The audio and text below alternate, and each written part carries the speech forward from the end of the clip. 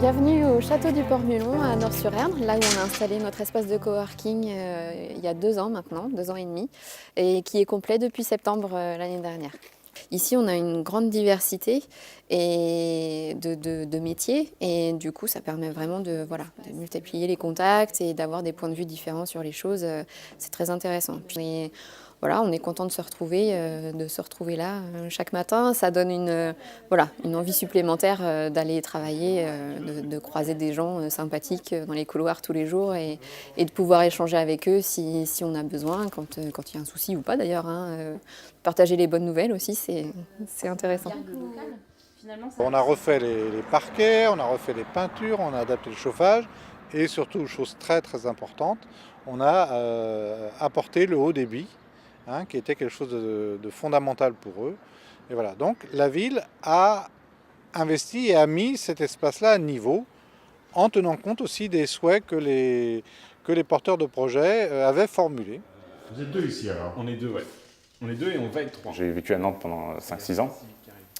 Et finalement, à force de bosser ici, à force de connaître Nord, etc., j'ai acheté une maison à Nord il y a 6 mois.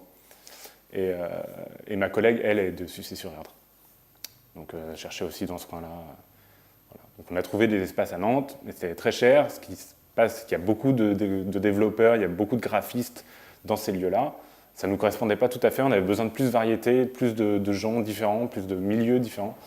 Et là, ça correspond absolument vraiment à ce qu'on cherchait. J'ai fait le choix d'habiter à Nantes et je venais pas mal en voiture au début.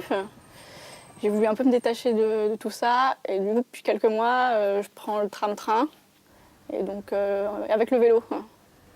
Le vélo dans le train et puis du coup, je viens au travail comme ça. C'est quand même plus agréable. Mon collègue venant de Nantes, moi de Châteaubriand et la troisième de Nort-sur-Erdre, voilà, on s'est retrouvés à mi-chemin et on s'est installés ici. On a beaucoup de personnes vont travailler sur Nantes. Moi, c'était mon cas. Donc avec des trajets jusqu'à 3/4 d'heure, 1 heure en fonction des bouchons. Maintenant, il me faut 7 minutes pour venir au travail. Donc ça veut dire sur la semaine entre 5 et 6 heures de gain qui peuvent être attribués à du loisir ou à la famille ou à ce qu'on veut en fait. En termes de qualité de vie, c'est exceptionnel, on va dire. C'est vrai qu'en campagne, on a un mode de vie qui est un petit peu différent et le fait de travailler dans un coworking permet aussi d'avoir des horaires qui peuvent être aménageables. Comme je sais, c'est beaucoup d'indépendants, donc voilà, ça permet aussi d'avoir des horaires plus faciles à gérer. C'est un vrai paradis.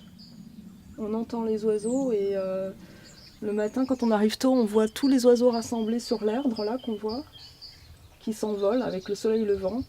Comment dire, c'est inspirant. C'est vrai qu'il y a d'autres exemples où les bâtiments un peu auprès des gares, un petit peu impersonnels, ont connu des échecs.